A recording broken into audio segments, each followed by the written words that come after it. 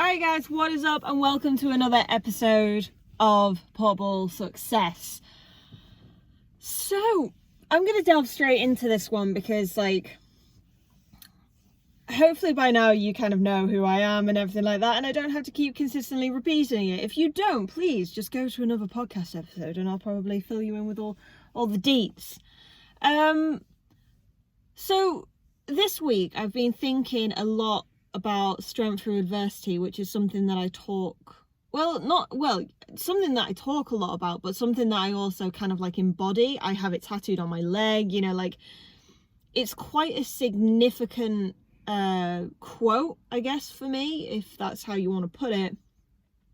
But it's a very, very big thing that's normally when things aren't going in my direction, that is the first thing that I say to myself, is kind of no, it's cool, strength through adversity. When times get tougher, you just kind of need to show up. That's essentially what it means. And this is something that I haven't spoken about in depth, and I have spoken about briefly. But I guess I just wanted to shed some light on it because it is something that I've been, honestly, it's been something that's occupied my mind all week. And it's just one of those things that you're I think people could get a lot of value out of this, if I say it right. So if you've been part of this journey for a little while, you would have known that in 2018 I had an umbilical hernia that needed surgery on it because it was uncomfortable. The reason it was uncomfortable is because every time that I ate food, I would get really bad stomach pains. And it was essentially, I hope you guys know what a hernia is, but it's intestine that's out of place. Essentially, it was when food was moving through that area, it was pressing on either a nerve or something like that. It was just uncomfortable. It was a very, very small hernia. So in the grand scheme of things, it wasn't actually significant. It was just a small hernia. They happen, but normally they happen in babies, not like a 26, 27-year-old. So I had to have surgery for that. When I discovered it, I was getting ready to do a bodybuilding show. And I was really, really happy. There is a fly in here. I was really, really happy with the way that my physique looked. I was starting to look incredible. I was starting to look the best I ever had. And I think that was a very, very big turning point for me. I've always, since about 21, 22, I've been very, very conscious about my fitness and everything. And I've very, very much reaped the beneficial factors of it. It makes me mentally a lot more settled. It makes me feel good about myself. It's good for my self-confidence. It's good for me as a person. And obviously discovering a hernia, they were we kind of suggest that you don't go ham on the exercising anymore. So I was cool, I won't do that. But it did also mean that I had to lower the exercise, and because I had to lower the exercise, that made me a little bit flabbier. I was dieting hard. If you've ever experienced a bodybuilder's diet or a bodybuilder's way of eating, it's very, very different. And this was incredibly different. It was very... I was eating, 5-6 meals a day, protein shakes, dietary supplements, all these little things. And then to be told that I couldn't exercise the way that I wanted to, and I was definitely not going to be able to do the show that was going to be in September because I was hopefully going to have surgery. I think it was at the beginning, they were saying August. I was I'm going to do what I want, which consisted of a lot of pizza and a lot of junk food. And because I did that, I put on weight, and I put on quite a significant amount of weight. And then when it got to the surgery, I ended up having the surgery on the 31st of October, I think it was. I think it was Halloween. It was around that time. It was end of October, beginning of November. And this is going to sound bad. When I got to the consultation, you know, like the pre-op stuff, which was in August. I'm trying to remember the dates. To me, it's just a blur. I got there and he was a bit like, he looked at me and he was kind of like, I mean, my mum hadn't also seen me since I was in really, really good shape. So I'd put on a bunch of weight, and you know, my mum's not said this, and I don't really think she thinks this way in general. But I put on a bit of weight, and the way that he looked at me when he was like feeling my stomach and stuff was a bit like, you kind of need to get rid of a bit of this belly fat so it makes his job easier, and so the scar is smaller. So I went on a bit of a cardio mad trip before I had the hernia surgery, and it didn't really help because all I did was still eat junk food and exercise more, which is not what you're meant to do. You're meant to like change your entire diet and exercise and stuff, and I just didn't do that at all. Fast forward a little bit, I've had the hernia surgery. After having hernia surgery, I went down a deep rabbit hole of just not being myself. So when I had hernia surgery, and then I stayed in Yorkshire with my mum and dad for, must have been about 2 weeks. And I know I definitely had 2 weeks off work.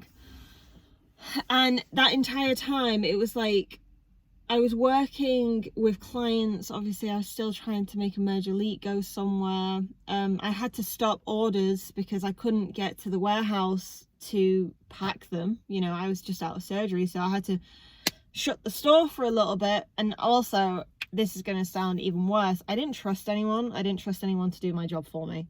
I didn't trust anyone with my baby, which is Emerge Elite, and that was just not going to happen. So I just closed the store instead.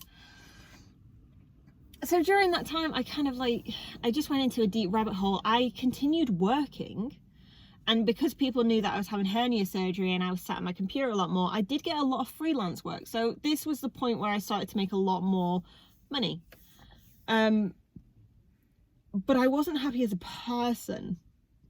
And I think it was because someone puts a scalpel into your belly, literally into your belly button.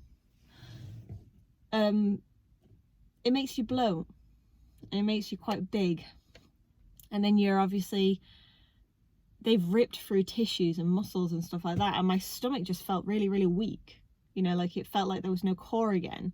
And it was like 6 weeks without doing anything, and then when you do stuff, it's really light, and you can't do this and you can't do that, and you need to have checkups, and it was horrible, basically. But this is where, like, strength through adversity, this is like the first thing with strength through adversity, is that because obviously during that time, mentally, I was not happy.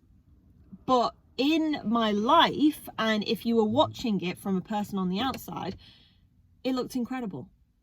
I got more clients, I got more money, I was starting to get to a point where I could quit my job. And I was sat there and I was like, but I'm not happy. And that was a very, very shitty place to be. Because, like, it's this thing that you've worked for and you've educated yourself on for years, you know, so like Facebook marketing, social media managing, you know, just the fucking internet. You know, you've spent so much time in that, and then you're just not happy. It's a horrible place to be, because you get it and then you don't want it. Which sucks. But I kept my head down, and I kept working, and I kept going through. Now fast forward a little bit to June, July of 2019. I'm not going to say admitted to hospital, because it wasn't really that bad. But I got sent to hospital for extreme fatigue. And this was the point where my businesses were doing really, really well. And I had 7 social media clients. I was doing photo shoots and film shoots left, right and center. I was still working a full-time job. At this point, I had changed my job into the job that I am in now. So that actually was a good thing because it gave me more time to myself. But instead of using that time wisely, I just crammed it, and I really, really pushed myself to another level. And this was a difference because I went from earning, like, we're taking away my day job. I went from earning about maybe £500 to £700 a month to making £5,000 plus a month, which is a massive step up in the space of like 6 months. But I had to work for that, and I had to work really, really hard. And again, I don't let people help. So, and every time it started getting difficult, I was just like, no, strength for adversity. You want this. This is what you want to do. And the work was not the problem. It was the fact that I wasn't dealing with it very well. I wasn't dealing with the rest periods. I just wasn't resting at all. And that was a massive, massive difference. So yeah, that happened, and I got put on some calming drugs and stuff for a little while. Had some flourished, you know, because your body just starts to shut down on you. It's a shitty experience. Yeah, so again, we've had hernia surgery. 6 months later, well, was it 6 months later? Well, more like 8 months later. 8 months later, you are in hospital again. Like, another thing to point out is that this lady right here hardly ever went to hospital. Like, I went when I was like 12 because I chopped my finger, and then I hardly ever went to hospital. You know, like, I wasn't that kid. You know, I wasn't that kid that, you know, broke loads of bones and stuff like that. It wasn't me. And then in the space of literally 2 years, I was in and out of hospital like it was my second residency, and it drove me insane. And during this period of going to A&E and having doctors look at me and they're like, look, you need to chill out. Because the thing for me was, the way that it was explained to me was, it's not just a physical thing. Because at the point, it wasn't just a physical thing. I was still about 12 kilograms over my normal weight. I had hardly gone back into the gym. I was only going to the gym maybe like a couple of times a week. And it wasn't that. It was mentally, I just never shut off. I sometimes do it now, and it does get brought to my attention, but literally my brain will just keep going, and then it shuts off and I'm asleep, and that's it. And then I wake up and it keeps going, and then I'm asleep. Like, the only time it shuts off is when I'm asleep. And that is going to happen. I have a full-time job. I have a relationship and a family and everything that I care for outside of work. I also have a photography and film business, a clothing business, and a social media business, and now a personal brand business.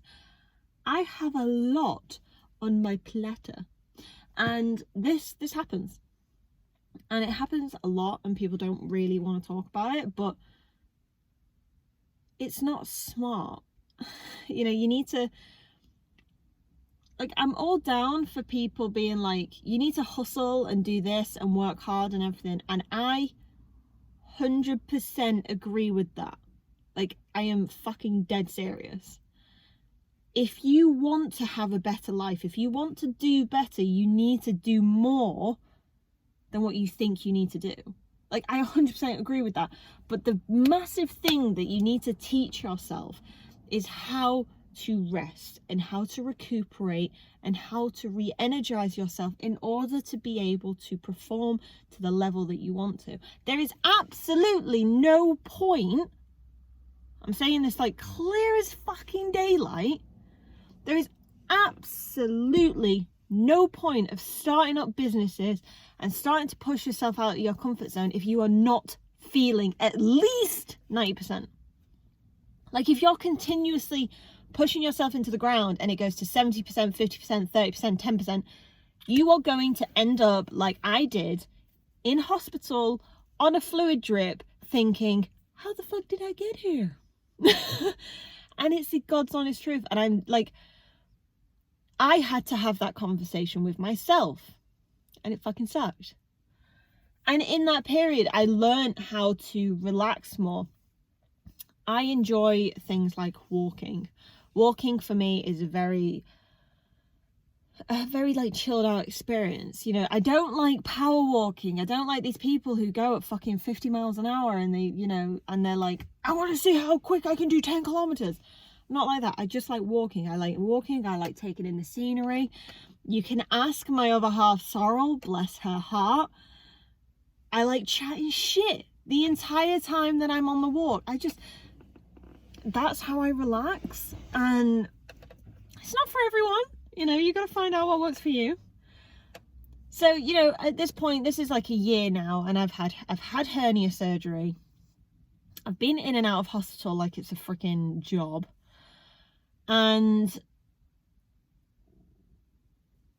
then I ruptured my Achilles. And I think that was the biggest one. That was something else completely. So September 22nd, 2019, I snapped my left Achilles playing a game of football. And I'd love to tell you an amazing story about how I was like beasting someone, or they stepped on my ankle, or I twisted it oddly. Nope, I ran forward. I'm a goalkeeper. I went to grab a loose ball, ran forward, and it snapped. When it happened, I didn't experience anything. I didn't experience any pain. Apparently, I knew I was there. I was shaking a lot. You know when you get adrenaline shakes and you just like, your whole body shakes and you can't seem to stop it? Yeah, that's what I went through, but I had absolutely no pain. It felt like pins and needles in my foot. Nothing to do with my ankle, just in my foot. But I did realize every time I tried to put weight on it, my ankle was super unstable, and it felt like, the only way I can experience it is like if you have broken a bone before and you know where it just doesn't sit, you know, like your bone's sitting and it's just slightly off, so it just like caves. It just felt like that. And I was like, have I broken my ankle? Like, I don't know. I'm not feeling any pain. What the fuck is happening? So again, I went to hospital because that's my favorite place in the world. And there was a guy opposite me who had done a similar injury, and he was, no joke, he was like screaming and he was in so much pain, and they were giving him a lot of painkillers. And I was just like, my foot's going a bit numb, and it feels a bit weird. So they gave me some paracetamol just to like calm that down. And that's all I had. I had a little bit of paracetamol. And I sat there for 9 hours waiting to be seen. But this guy opposite me was like, he was like, I've ruptured my Achilles, my life is over, da da da. And I'm sat there like, I don't think I've ruptured my Achilles then. Like, I asked my mum and she was like, it sounds like you might have. And I was like, oh, well, I don't think I have, because I'm not in any pain. Like, if I'm not in any pain and there's a guy across from me is like very different to me, I don't think it's anything. I think I might have just like torn a muscle in my calf or something that's just made my leg unstable, and that's it. And then I went into the examination room, and it was this young doctor. I wish I got her name, to be honest, because she was absolutely fantastic. She was a junior doctor. She was brand new. She got brought down to A&E because they were so busy. And I got in, you know, I hobbled my way in with some crutches and stuff. And she was like, okay, we're just going to take your boot off. And I was like, okay, that's, you know, a simple request. We're going to take my football gear off so you can see my ankle. And we couldn't get the fucking shoe off. Just couldn't get the shoe off.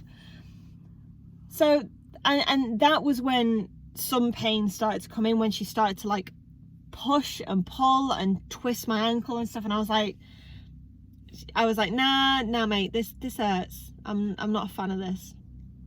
So We went to the x-ray room, and I've never moved through the NHS so quickly after that moment. I got my x-ray done, and then before I knew it, I was in another examination room having my entire leg from my mid thigh all the way down to my toes casted. And I was sat there and I was like, can someone please explain to me what the fadoodle sticks is going on, because I have no idea. Because I didn't feel anything. So I was like,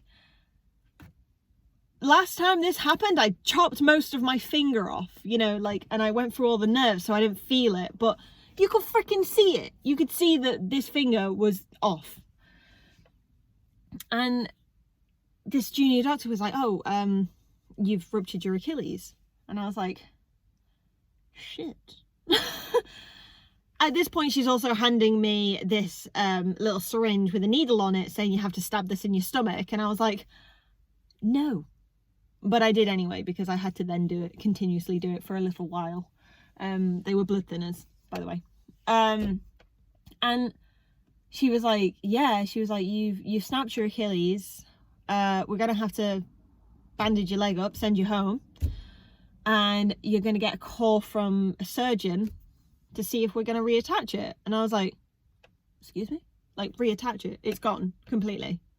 And she was like, yeah, it done. And I was like, brilliant. So after that, someone telling you that you've ruptured your Achilles, which, by the way, is the biggest tendon in your body and a very, very big part of your leg function. And they were just like, yeah, it's gone. It's done. You're finished. And I was like, great. This is brilliant. So I went and saw the surgeon. This light is shit. I went and saw the surgeon, and the surgeon was like, okay, cool. You've not snapped it completely. And I was like, well, thank goodness for that. They didn't want to do surgery because they only really do surgery on athletes now, which I had no idea about. I mean, I had no idea about this injury in general. So no, they're not going to do surgery on it. They're going to do conservative therapy on it. And I was like, right, okay, that's fine. They put me in this big old space boot, and I was told to stay off my feet as much as possible for the next 6 weeks. And I was like, 6 weeks of not being on my feet. I was like, this is going to be hell. And I did it, you know, I had to do it. But in all, you know, like, I remember distinctively, and this is nothing against the NHS, because they could have said it in any physical way possible and I would have still taken it badly. But they turned around and they were like, look, you're going to have to get used to. Please be aware that I was 27 at the time. You need to be ready. No, I just turned 28. Sorry. You need to be ready to not do sports again. You're not going to play football again. You're not going to box again. You're probably not going to run again. And you might walk with the rest of your life with a limp. And you're probably going to suffer with that ankle every single winter, you know, when the cold sets into it. And they told me that. And if you think over the last 2 years, actually, to be honest, it happened in a year. I've always said 2 years. In a year, my entire life had been flipped upside down. And, you know, in the whole 23 minutes that I've been talking about this, I've told you about everything bad that's happened. But funnily enough, the whole time, my businesses were doing so great. I launched hoodies, like new hoodies. I spent so much time on those hoodies. For Emerge Elite, they sold out, most of them, in half an hour. I made like 7 grand in half an hour. It was insane. My social media marketing business was making me 40+ K in a year. We hit 6 figures on revenue in that year. In that year, from hernia surgery to extreme fatigue to a ruptured Achilles, my businesses had never done better. And this is why I kind of wanted to talk about it, because there's a lot of people this has taken me a long time to get to this point, but there is a lot of people that come to me now and they go, look, Emily, you're such an inspiration and I want to have a life just like you and I want to do exactly what you do. And the first thing that comes to my mind is, no, you don't. Because that is, I agree that what I have tattooed on my leg, strength through adversity, is a massive reason that I have been able to do what I do. But a lot of people do not want what I have gone through, and that is not a pity party for me, you know, like I don't want people to think of it that way, but you don't want it the way that I got it. You just don't, because like I don't want it the way that I got it, you know, like I really hope that this is the end, you know, like for at least a little while. You know, I hope I don't have to go through much more shit per se, but you know, this is the thing, and I think strength through adversity is such a massive factor in a lot of things, especially when it comes to business, because I essentially spent most of the year not being able to move, you know, like now I am able to, and I've lost 5 kilograms in about 6 weeks. I'm getting my fitness back together. I'm allowed to go to the gym again. I'm allowed to use my Achilles again. And to be honest, after the NHS saying that I wasn't going to be able to do anything, I am now running, okay, not with all of my own body weight. I am doing it on a special machine. But I'm running, I'm squatting, I am able to spring off that leg. You know, there's a lot of things that people told me that I wasn't going to be able to do because of my injury, and I can now do it. And that is why strength through adversity is a massive thing, because essentially what has happened throughout this entire time is people have told me that I wouldn't be able to do it, and I found a way to be able to do it. Have I had to make a lot of sacrifices for that? Of course I have. You know, I am very, very aware now that my ankle is probably going to need consistent treatment, probably for the rest of my life. And it is going to get harder when I get older, and I'm aware of that. And I'm aware that I have to change my lifestyle ever so slightly to adapt to it. I mean, it is a life-changing experience. My hernia site, there is a potential that I can go and get that again. The way that I work, there is a chance that I can get extreme fatigue again.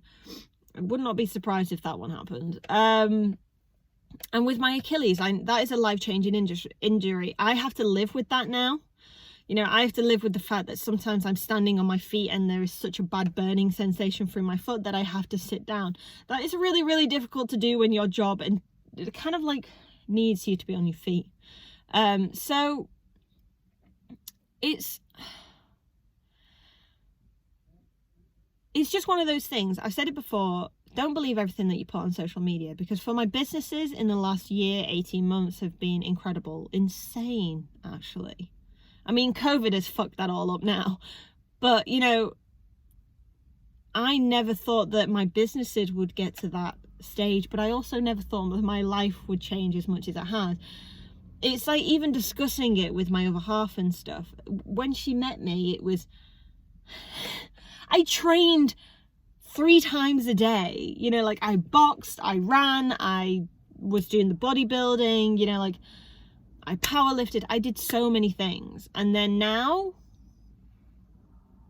I'm just Emily who's just trying to get her life back onto its feet and try and get fit and healthy again. And it, you know, it's not easy. I mean, it's not meant to be easy at the same point. Like, but if I am anything to go off, is that strength through adversity is one of the biggest quotes in my life, and it is for that reason, especially over end of 2018 to end of 2019, 100%. Like that was a very, very big year for me, and I hope that you've been able to learn a little bit more and get my insight on it, and also just believe that you can do a lot of things. Like I'm here, you know, you've probably heard it a lot with COVID going on and stuff. Everyone's a bit like, oh, well, I don't know if I can do that anymore because of COVID. I went from doing photo shoots and film shoots, which require you to be on your feet I was doing it about 2 nights a week and every weekend. And then I went to nothing, but I was still able to make a bunch of money. And you can do it. I promise you can do it. It's amazing what we can do. But I do think it's because of things like that. It's because of your attitude and your resilience and your strength through adversity. Anyway, I'm gonna go. I hope you guys enjoyed this episode. If you did, please comment below and let me know. And I'll see you in the next one. Bye guys.